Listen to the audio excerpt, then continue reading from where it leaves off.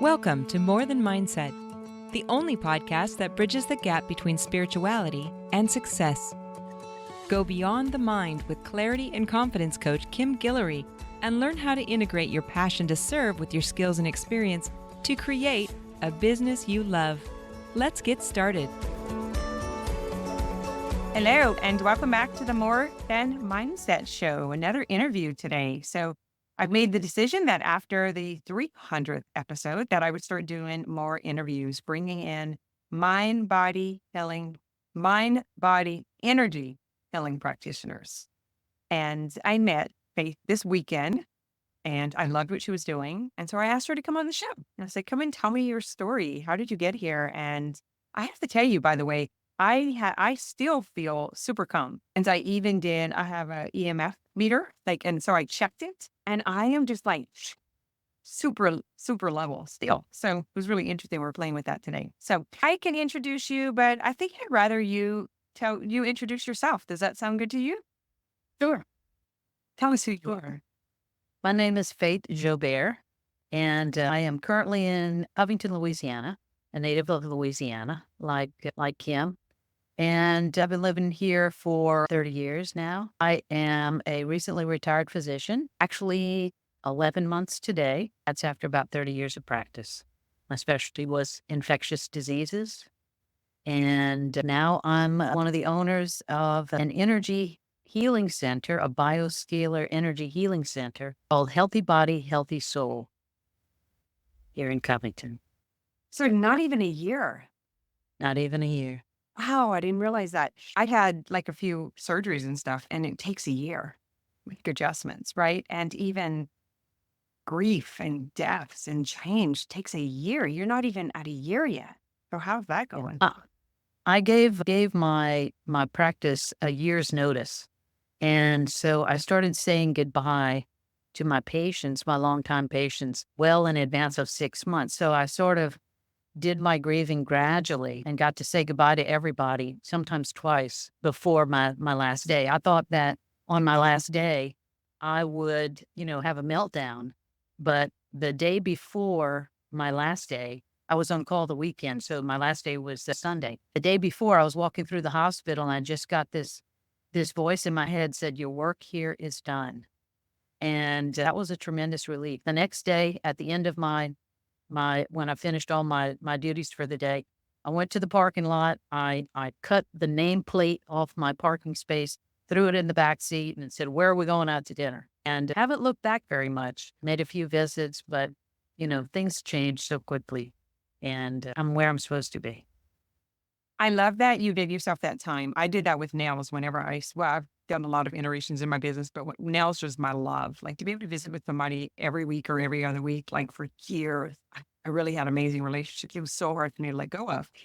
And I remember getting to the end, had one client left, and she said, I know I'm the only one. You can let me go. It was, 20 years, Yeah. So I love that you did that. So it wasn't this like cold cut, kind of like. Yeah. I did it more for my patients than for myself because some of the folks I'd cared for were like yourself over 20 years, a few 29 years I had been their HIV doctor. So that's some really long relationships and some have become my friends. Now I can get past that doctor-patient boundary and have some of these lovely people in my life, which is a tremendous blessing.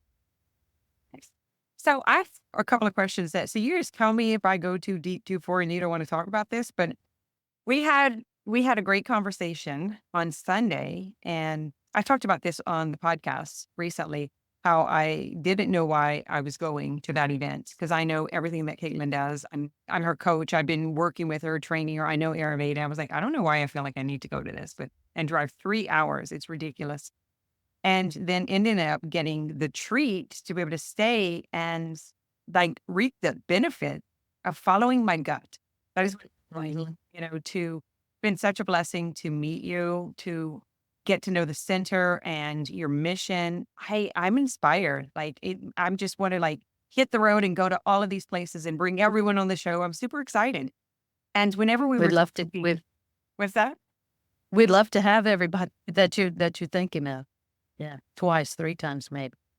Well, as we were talking, I was realizing the struggle that or the resistance that we face when we're bringing natural healing to the world. But to hear it from your perspective, and I've been on the other side of business and having my own business. So no one ever gave me a paycheck for going to work. So no one ever gave me the position, right? I had to go through all the marketing and the learning and the failing and the falling and the like all of that stuff. But coming from medical, it's kind of like a buy-in. It's already there. It's already your marketing has already been done for you. And Right. The demand is nonstop. yeah, I worked with lots of practitioners, trained them to be coaches, and they are all surprised by how hard it is to go get your own paycheck. Or like, what? Because you got the badge, man. I used to say, those people who got the Jesus robe, the pastors and the priests and the badge, the world's like, yes, just tell me what to do. And us little people who are doing the same thing that you're doing, right? We're just doing it from a different perspective. It's that credibility, and I know you The, worked, and it's not the dues you pay are in college and medical school and the years of training before you get to walk into the office with your name on the door with the appointment book full and so forth. So there are dues to pay ahead of that. for sure, for sure. So anyway, that led me to what we were talking about, which was the expectation when you open the clinic and you have found the gem of healing and like you're just so convicted and so certain you did your due diligence. You traveled to I'll say you just covered the US and, got your own evidence and did your own research. And then you build it and they will come. That's what they tell us. That's something we try to manifest for sure. I was a very much by the book kind of doctor until COVID. I did not have any dream, any vision, anything remotely compared to what we are doing now. I thought that perhaps as I neared retirement age, that I would become a hospice doctor, and because my heart was in that as well. But COVID came and just blew my mind right open. And so we never even heard of the energy enhancement system, which is the technology that we have here, until May 27th of 22. And just so happened to be watching an interview, a podcast between Jason Shurka, an incredible young man who began a company called Unified, UNIFYD, which was a social media platform and then a TV streaming platform. And he interviewed the inventor of the energy enhancement system. Her name is Dr. Sandra Rose Michael. And people were watching that interview, just got blown away by the description of it. It's actually a very technical interview, but the gist of it was that we all have the ability to heal ourselves. This is not something that we are encouraged to think about, to process.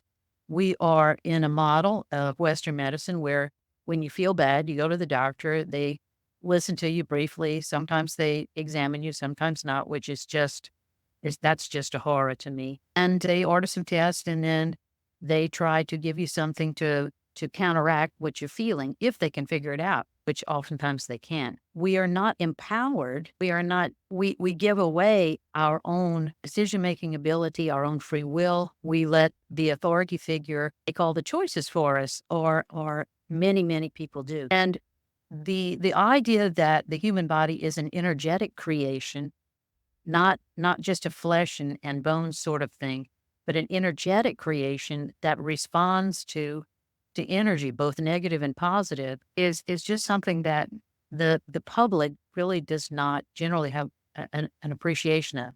So hearing about that technology, and Jason Shurka, spoke in that interview that he was creating another arm of Unified called Unified Healing with the express purpose to serve as an infrastructure and a support system for people who wanted to open up a center with the energy enhancement system. And after that, at the time of that interview, Daphne, my spouse, and I looked at one another and said, are we supposed to do this? We could feel that little knock that God sent, gives you and say, you could do this, you could do this. And it kind of would give you a way out too of what your career is like now. And we put on the brakes really hard because, gigantic changes in your life tend to do that. So we said, well, we've got to learn a lot more. We spent years now being fooled by what medicine really was and what science had become. And the last thing we wanted to do was be fooled again. And so we read everything that we could about it. And then we took a trip. You alluded to that. We took a trip to visit 3 centers with EE systems so we could feel it for ourselves and talk to people about how they ran their centers. And we actually got to meet Dr. Met at her home in Las Vegas.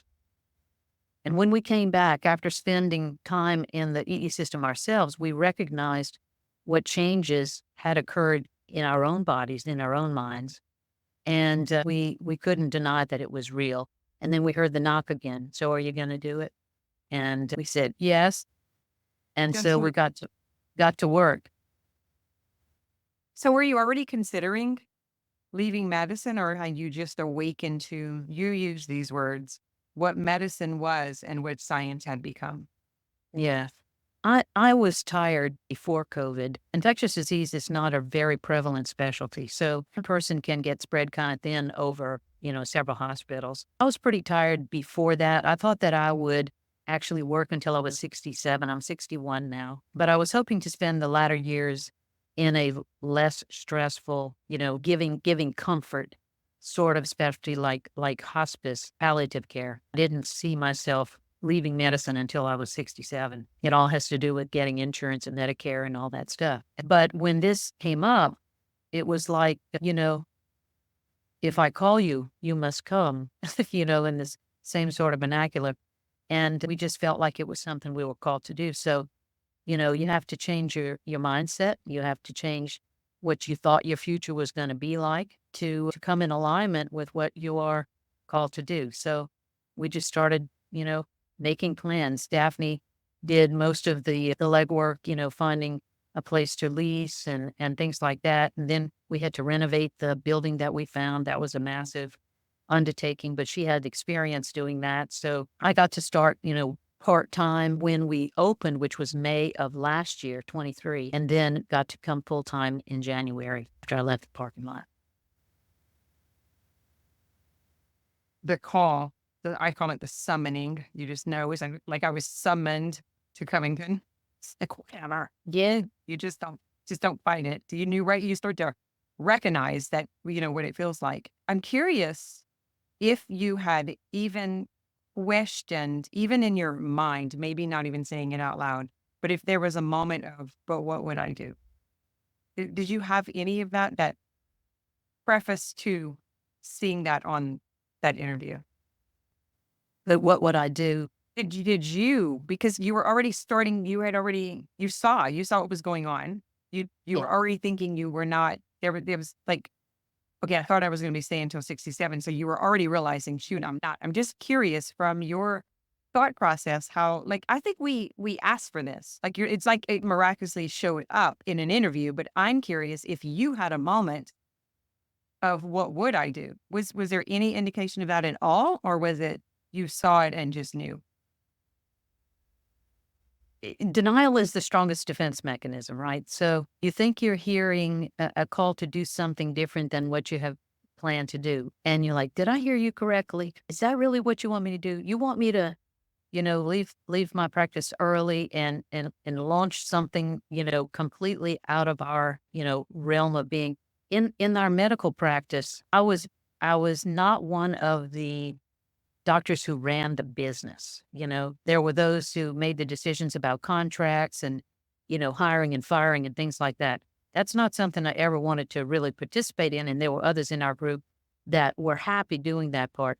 So my part was always the hands-on, face-to-face part of medicine. So running a business was largely foreign to me. You learn all the things you don't know, all the things that, your administrator knows and your tax accountant knows and your insurance negotiators know and your IT people know and they're all your local regulations and the fire marshal. What about the fire marshal? Oh my God, we can't get a certificate of occupancy until we get the fire marshal approval.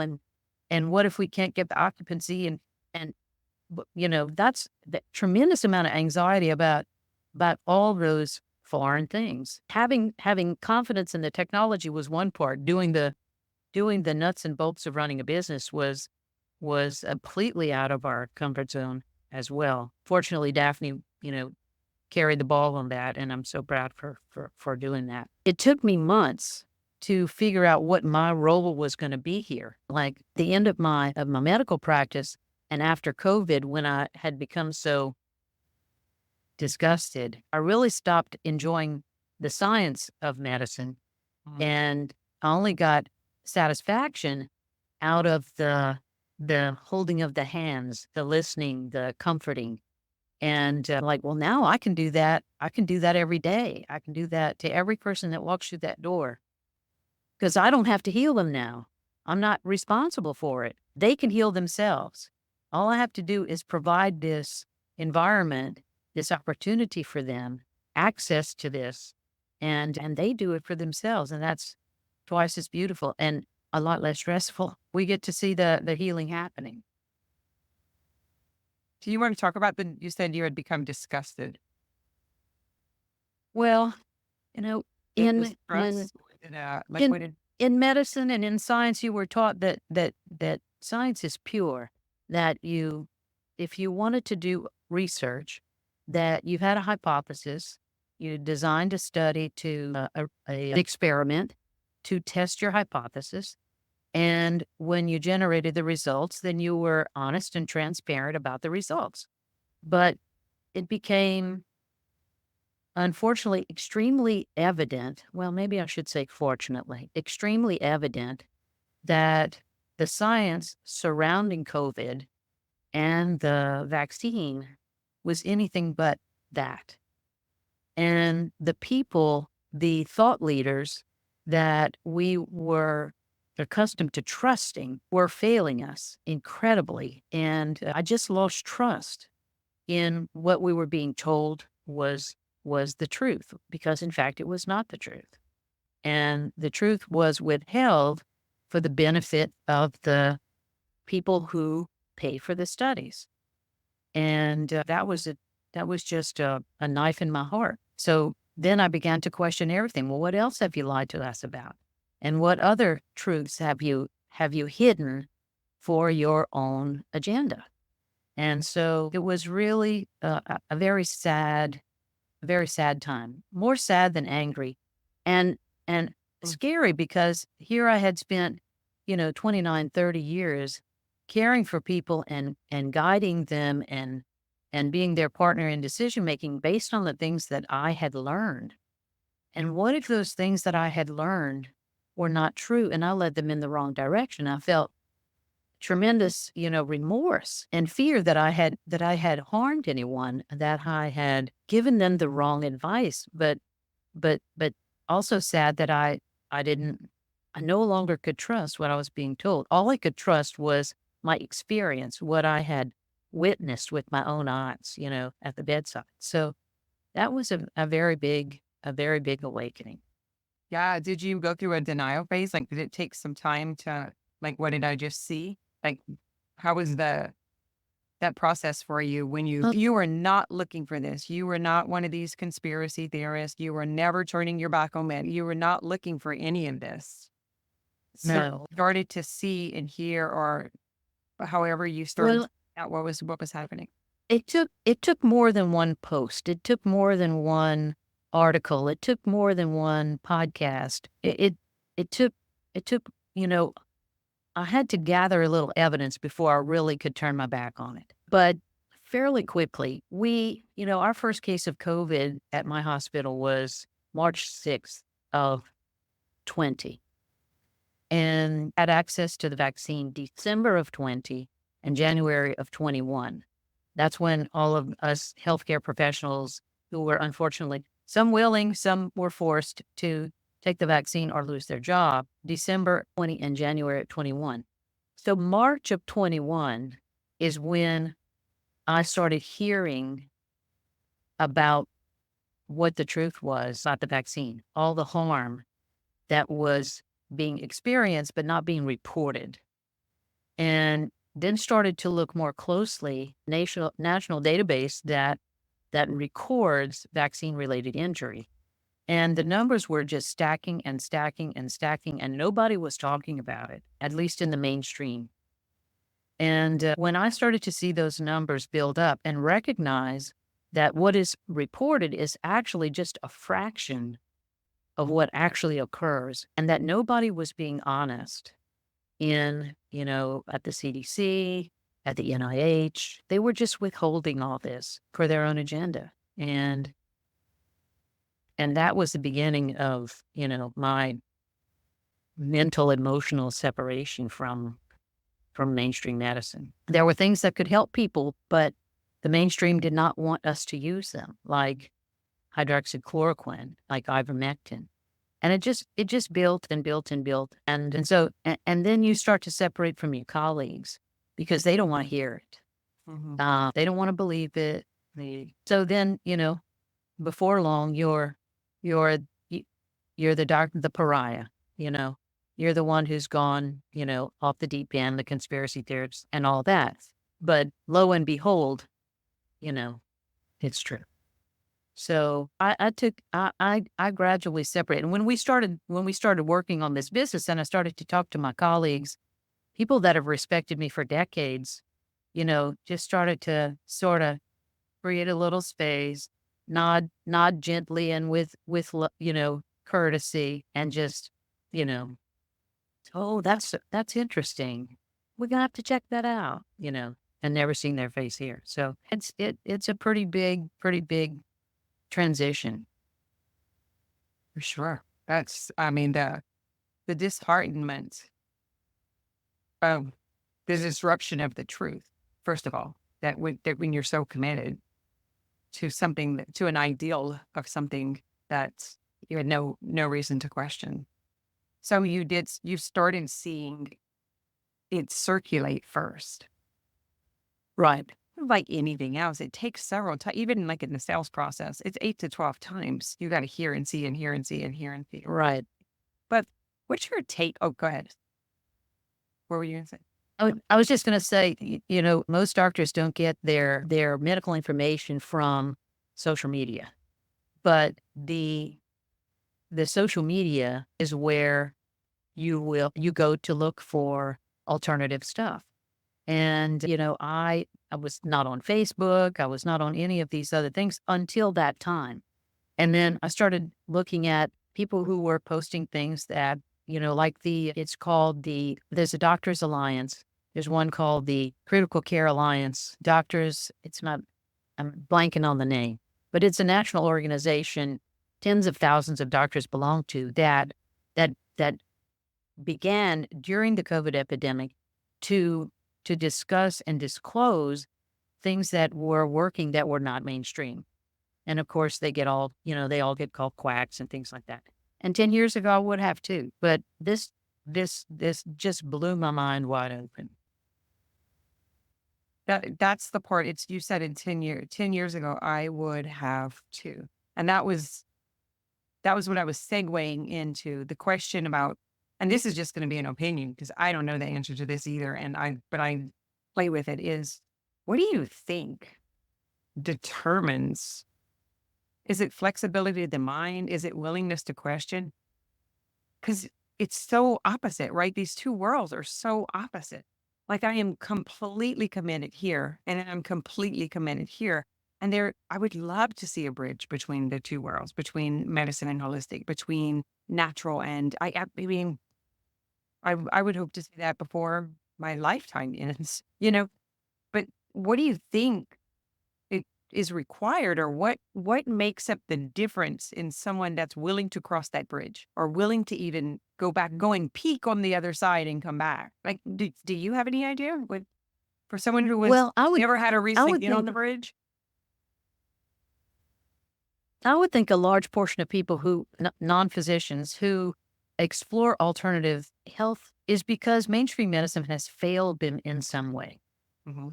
They had symptoms, they had a syndrome that nobody could understand or explain or mitigate. And they said, these people are not helping me. I'm going to look for on my own. There are some physicians, functional medicine physicians, holistic physicians, some of which are MDs first and have the same training that every other medical school student gets and the same training that residents get, interns and residents get, and then open their mind to things that are alternative. I think people start off being open-minded or not. And seeing my colleagues not be particularly open to this made me realize that those who are educated have the hardest time accepting that they've been fooled. You have to let your ego down a bit to accept that all the things that you've stood in front of groups or patients or your colleagues and said was the truth from a medical standpoint. You have to lay your ego down to accept that you might have been fooled. Do you think And that creates Big a Pharma has distrust in the individual? Like, does it create a distrust with self because you were fooled? I think that if you're not particularly willing to accept that alternative medicine is respectable, that it's because you're stuck with the I know what I know, what I know. I know what I was taught. I know what the books say. I'm going to follow the guidelines, not going to deviate. This is the way it should be done. This is a standard of care. And if your loved one doesn't follow the book, then I'm sorry. But there is still an art to medicine, and part of it is being open-minded. And part of it is being your patient's advocate to continue to look for things that are out of the box. And some people do that more easily than others. Because that's science, right? It's the art of discovery. Like it is the willingness to question and the what else, right? Right. But if you find out that the drug company that paid for the study is hiding the truth, that the thing that you are encouraging people to put in their arm is not safe and not effective, then you have to come to grips with the untruth, and then you have to come to grips with your own responsibility. So that's, some just don't want to hear it. No, I'm not going to hear it. And fear is a great motivator. Oh, for sure. For sure. In my experience in change work in these last 30 years, if it ain't personal, it probably ain't changing because it's not personal. Like if it's not your child, your loved one, yourself, Right. There's no motivator. I had a personal experience with my youngest kid, and he took his vaccination at 8 weeks, and then we ended up in the hospital for months. And that's where I started. It's like I said, it has to be personal. I really think it has to be personal for myself too. I don't know, it was 12, 13 surgeries, 24 years of medication. I mean, I was forced to find something. It's kind of a mess. It's kind of a mess because I'm a respecter of medicine. I was talking to you about that. I was like, this is an innocent ignorance, like ignorance in the best way of the definition, in the positive light of the definition. Ignorance is an unknowing, and it is very innocent. And I think, anything that we're at battle with, and, there's assumptions and there's unwillingness to open or to think or to consider, I guess would be the word, confront or consider. Those are conversational skill sets. Those are behavioral, those are personal development issues. And we're programmed. We're programmed ahead of time to believe certain things in a certain way, and we're manipulated with fear. So it's been a tremendous, last 3 years, 4 years. I think hard to say that at one point, or you're just a truth seeker, and when you found it, there was conviction and conscience or bitterness. Like you're super clean about it. Well, my conscience is pretty active. When I found out that the vaccine was neither safe nor effective, I started begging my patients not to take them anymore and repenting of every other healthcare provider that I encouraged. You know, that first year we saw so many people die. There was so much fear. We had so little to offer them. And, we really were sold based on what we were told by, Pfizer, Moderna, et cetera, that it was safe and effective. And then when my eyes were opened and we could see with our own eyes, in real time, that and the vaccine wasn't preventing anything, I just started repenting. I asked forgiveness for all the people that I ever encouraged to take the vaccine. And I took care of immunocompromised people with AIDS and cancer and autoimmune diseases. And I begged them not to take it. But, you know, it fell on mostly deaf ears because those ears were already clogged with fear. Already clogged with fear. So, tremendous battle. It's so interesting, the suggestibility and the authority. Even you were saying, like, as patients, we give that authority and that self-direction, we give that up. But you kind of alluded to it, not intentionally, but in the business side, because you gave that up because you didn't have to do it. You know what I'm saying? Like in I just want to show up and serve. And someone took that authority of how that was going to look and what you were going to do in exchange for that and how that was going to be. So we all do it. It's so innocent. Yeah. Authority is a big thing. We're taught to look for it. Someone has the rules. Someone has the answers. Maybe Right. maybe it's the principal. Somebody has it, right? And it's Yeah, I mean, you grow up with authority figures since you're a child. Someone always knows more about something than you, and you're supposed to respect them and trust what they say from our parents on up. yeah. So it's hard when someone you trust, admire, respect gets knocked off the pedestal. You have to adjust. It's uncomfortable, and Humble. yeah, I have a hard time. I hear this a lot about the agenda, and I mean, I guess I'm more innocent than I just really have a hard time believing that, but it's so evident. There's so much evidence, you know, at the end, if you follow the trail, there's so much evidence. And right. still, I can't say like I must not be a conspiracy theorist because it's not easy for me to buy.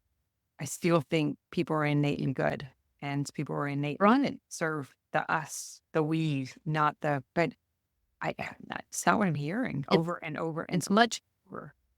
it's much easier to believe that people are honest than that people are nefarious. That there's that much evil in the world Maybe that people simpler would else so actually. that we feel safe. Absolutely. It's easier.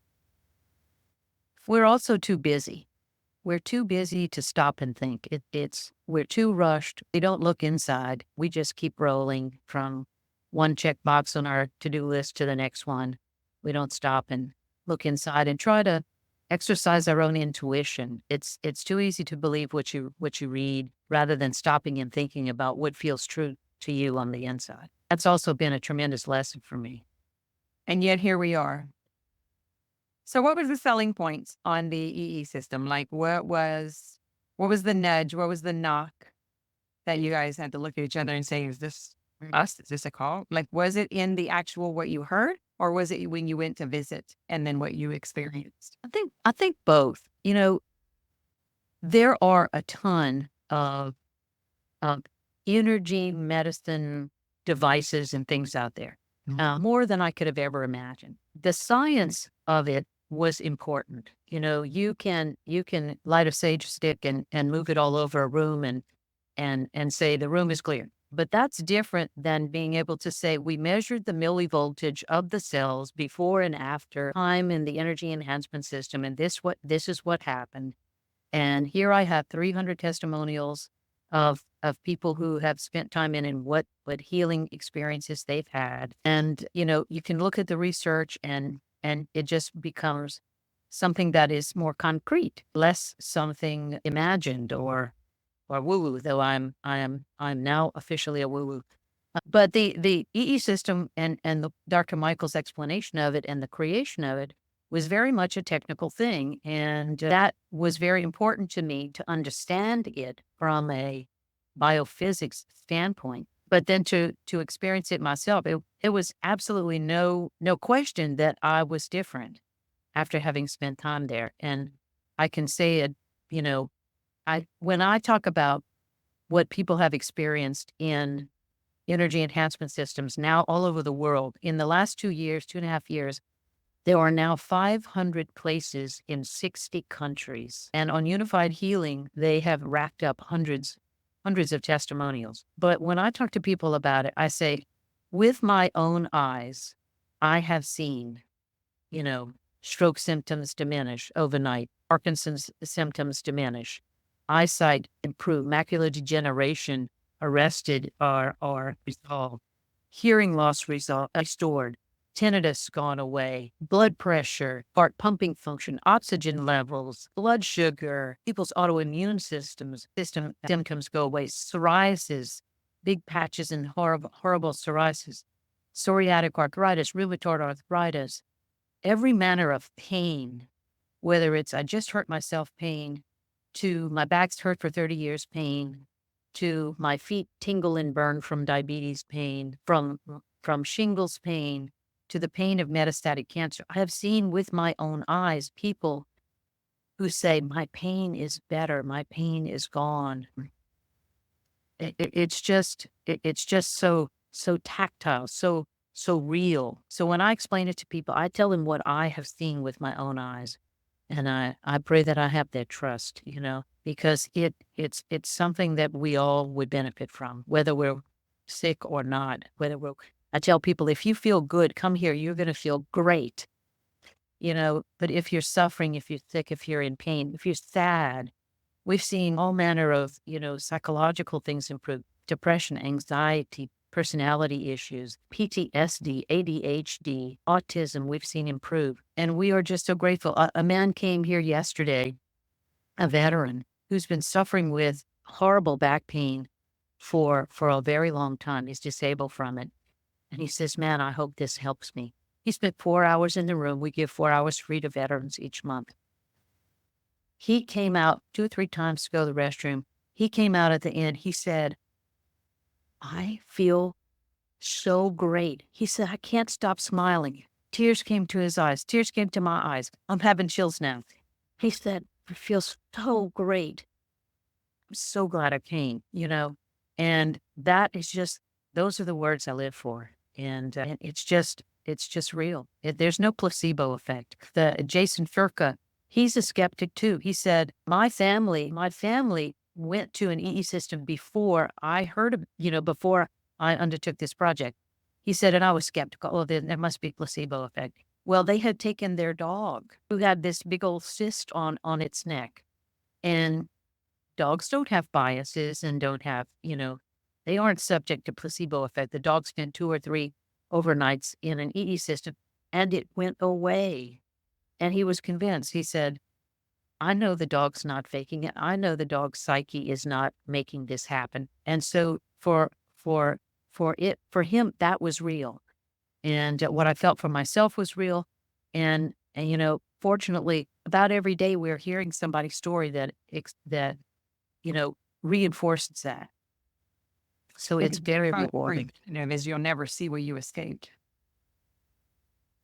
It's hard to detect the absence of something, I don't know why I was summoned to there, but I wouldn't argue with there's something that needed to get pinged or something. Like I don't know other than that, but I probably just be on the pie. I am super calm. I'm sure my clients are, what is going on? Like I didn't feel like I was hyped up before. I just noticed that everything has just become more calm. I noticed that as well. When after our trip, I was sleeping well. I was just chill. It was different for me. So, I told Mallory, I was like, what are we going to do with me? Because I'm one hell of a marketer when I'm fired up.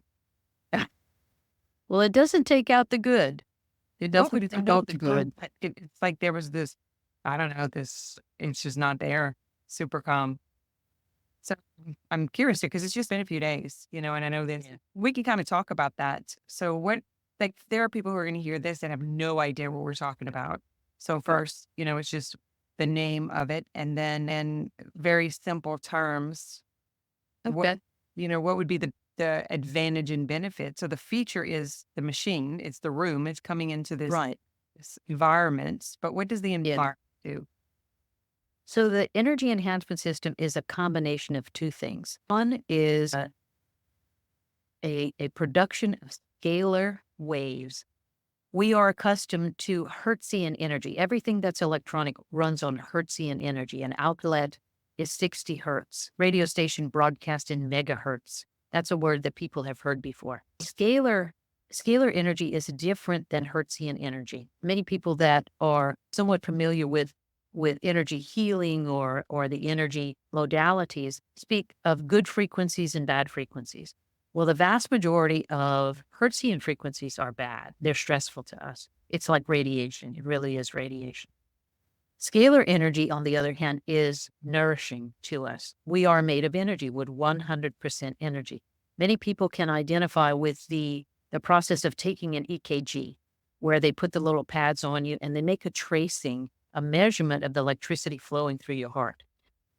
Every cell has that electricity. Every cell speaks to the next cell by means of an electrical message.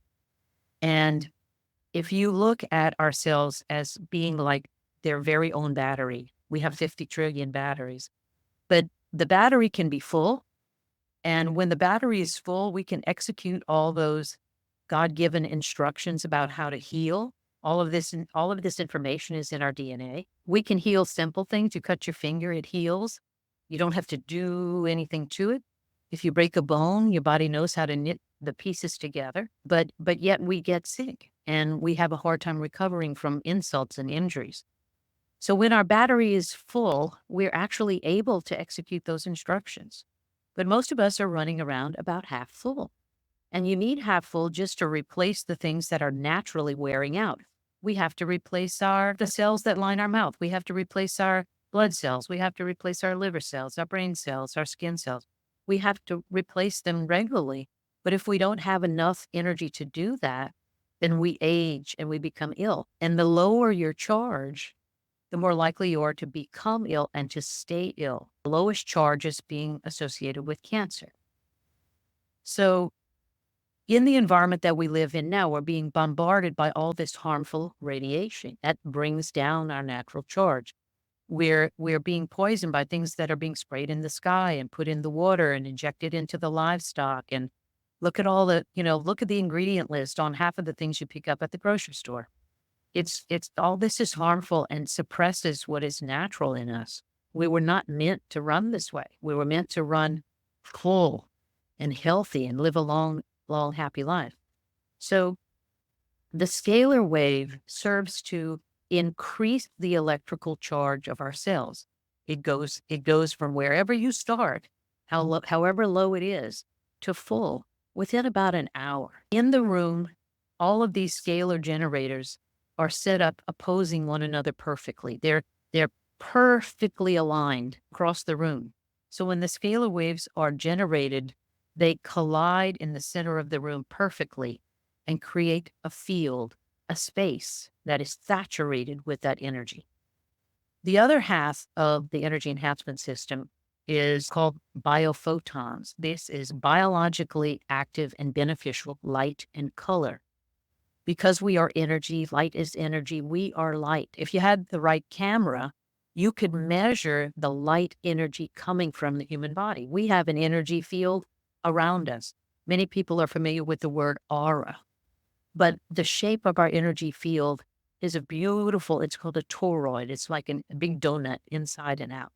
The shape of the energy field in the scalar room is the same shape. And the light and color interact with our light, our color. Many people are familiar with the word chakra. So we have energy centers. They all have a frequency. Colors have a frequency. They all have their own color. So in that space, The light, the color, the scalar waves contribute to this beautiful field. People go into the room. We have reclining chairs. The lights are dim. The music is soft. You set your intention. You tell your body what you want it to heal right now. And you close your eyes. And while you are in that space, your cellular charge is increased up to that optimum level. It takes about an hour. And then usually people stay longer than that. So in the succeeding time, your body can begin to use that energy. And I would say that 99.9% of people walk out of that room with a smile. Some are saying, wow. Some are saying, I'm buzzing, I'm tingling. I feel peaceful and happy. Some say, man, it really, heated up. The intensity on my bad shoulder really got big. I thought I was going to have to leave the room, but now it's so much better than when I walked in. Some people say, I don't hear that buzzing in my ear anymore that I've heard for 20 years. And the people's sleep almost uniformly improves. I don't know if you experience that, but that and pain seem to respond the quickest. The more serious their health challenges are, the more time it takes to heal. If it took 20 years to break down, that system, it's going to take a little time to build it up. But each time a person calms, their ability to use the energy and hold the energy from visit to visit, each time they calm, it adds up. It's not like a massage where you feel great for 3 hours and then you start to feel tense again. When you leave, you're holding that charge. Your battery's full. It doesn't go to zero just because you leave the building.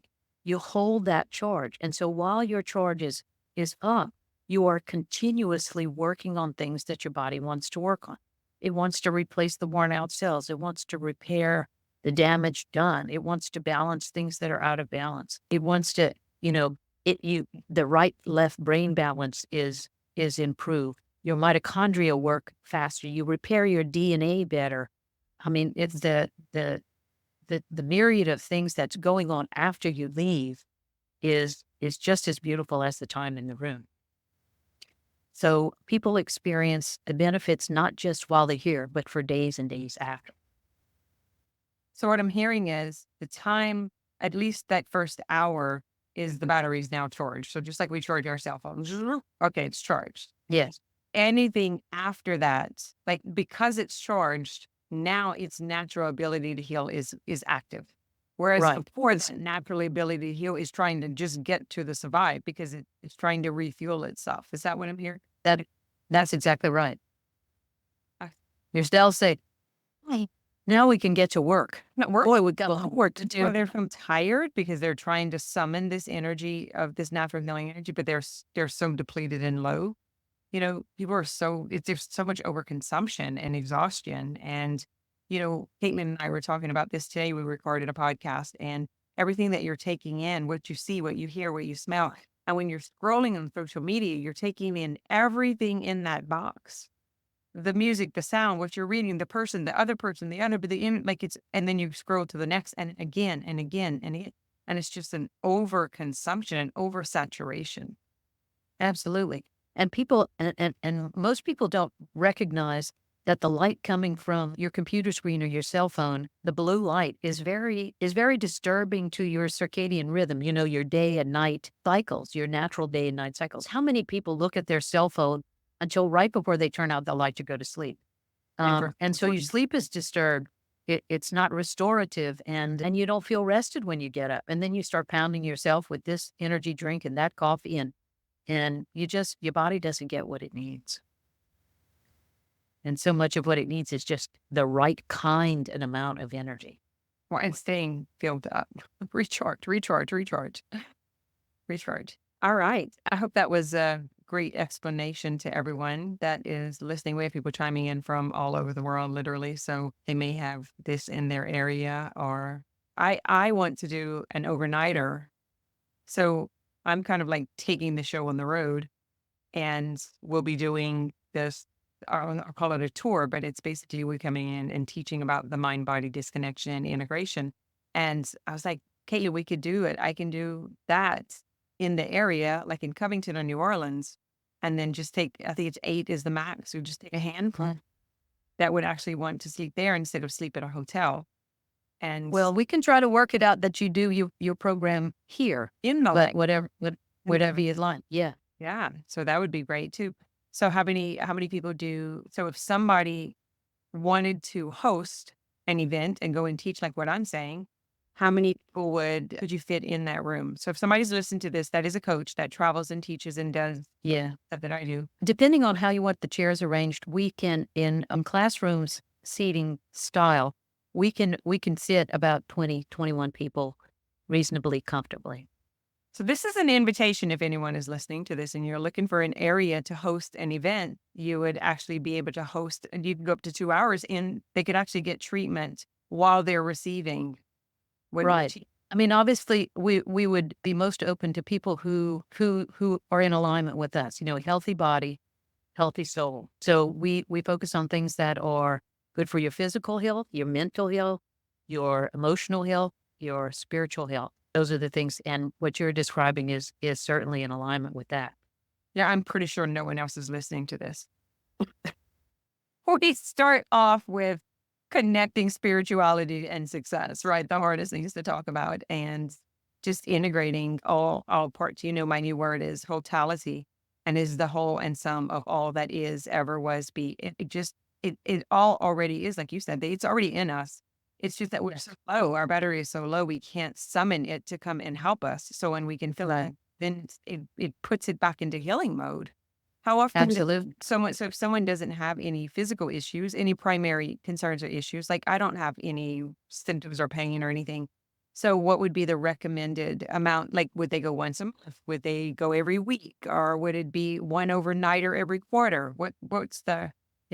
So there are no recipes. The one thing that Dr. Michael says is that there is no too much, but there are no recipes for a person's healing. Everybody's going to go at a different pace. Some people are limited by transportation. Some people are limited by finances. Some people are limited by opportunity. Mothers of children, et cetera, have tremendous, responsibilities. Some people have to drive a long way. Right. So the way, right. And overnights are great for people who have to drive a long way or people who don't have time during the day. For your audience who would like to search out an energy enhancement center near them, Unified, UNIFYD healing.com, you can find a center anywhere in the world, 60 countries now. And we are here in Covington, Louisiana with a 24-unit system. And that's important to know, right? Because how would you, like if someone has a 12 unit, someone has a 24 unit, how would you describe what the difference? If they're looking, they're like, oh, wait, this is different. Well, a 24 unit is, you are limited by how small the room is. You can't go smaller than 10 by 10 with an installed unit system. The system we have can actually service a 100 by 100 foot room. Our room is 16 by 32, but it could actually service a much, much bigger space. The number of units is reflected in the power of the system. A 24 unit is stronger, quote unquote, than a 12 unit, but that doesn't mean that people can't achieve healing goals in a 12 unit. So I wouldn't turn my nose at one if that one is closest to you. My internet went out and I missed the last 30 seconds. So can you hear me now? I can. Sorry about that. Okay. So a 24-unit system is stronger, quote unquote, than a 12-unit system. But that doesn't mean that healing can't occur for someone in a 12-unit system. As the numbers increase, 12, 24, 48, there are 48-unit systems. There are actually a couple that are in the 50s, like 56. I think as you get really high numbers, that the benefit is not as great. But people can achieve wonderful, beautiful things in an 8-unit system or a 12-unit system. So if those are what's closest to you, then I would access what's most convenient for you. Is it like the super phone charger compared to the regular box? Like, does it charge faster, quicker?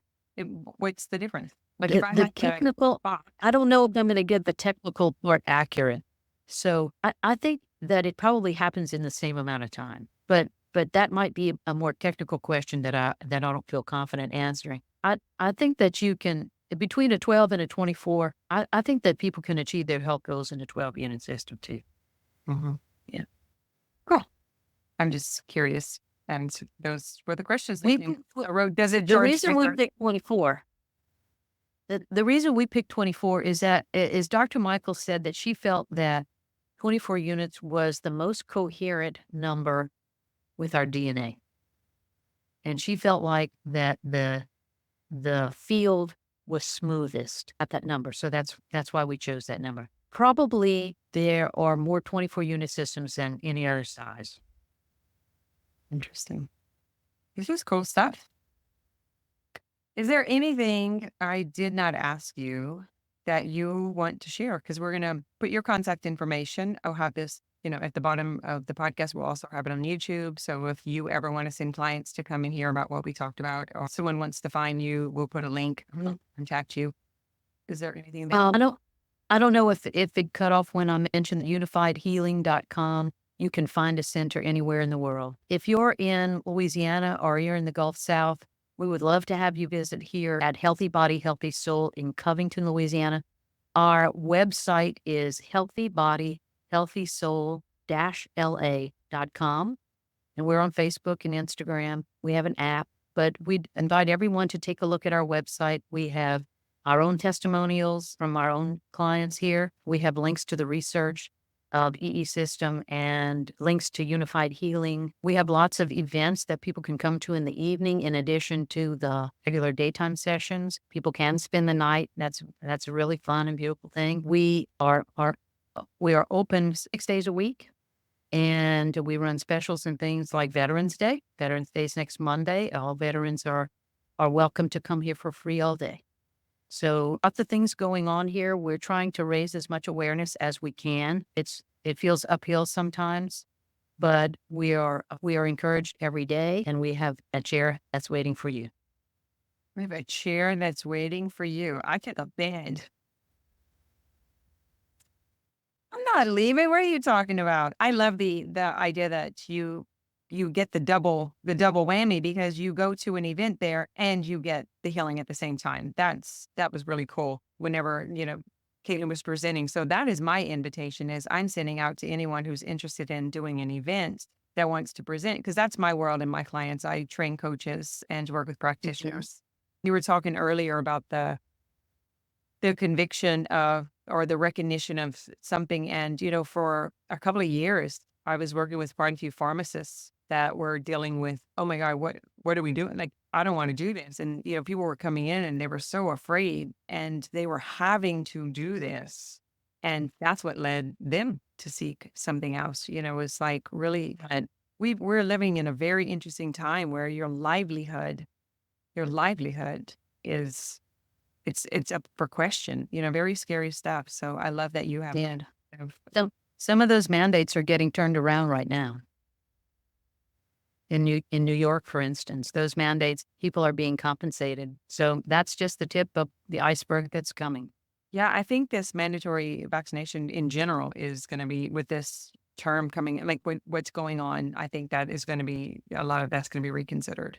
So I think it's going to be interesting times with taking authority of their health. I love being able to bring people on the show that have things like this that are going on, because that's, for me, it is about awareness. We can't make informed decisions without the correct information, period. Right. And we haven't been informed.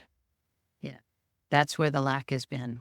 Yeah. It's incorrect data and misinformation that is leading most of what all of us know, because we can't. And I have so much compassion. It's innocence. I'm not angry. There was a time where I was disappointed about the resistance, offering what we're calling alternative, but it's actually just complementary and supportive, for healing naturally. And I felt like I was up against the world for so long. I kind of threw in the hat, like, screw all of this. I'll never be able to do this alone. I can't, people don't stick it out because they face the resistance at home in their families. We've divided. We've divided. Absolutely. People not sharing holidays because some people got the shot and some people did. Yeah, and that's the way he's dead. So that That's is what gross. we're up against. So let's get more of this going. Thank you very much, Yeah. Owen. And You're welcome. If I may say, if I may say one more thing, the reason that we chose the name Healthy Body, Healthy Soul is because we were made perfectly. And when we realize through our exposure to energy healing, through the energy enhancement system, that we are actually capable of healing ourselves, then we have to give gratitude to the one who created us. So you have my gratitude for having me as your guest, and I look forward to your next visit. I will be there. Thanks for listening to this episode of More Than Mindset.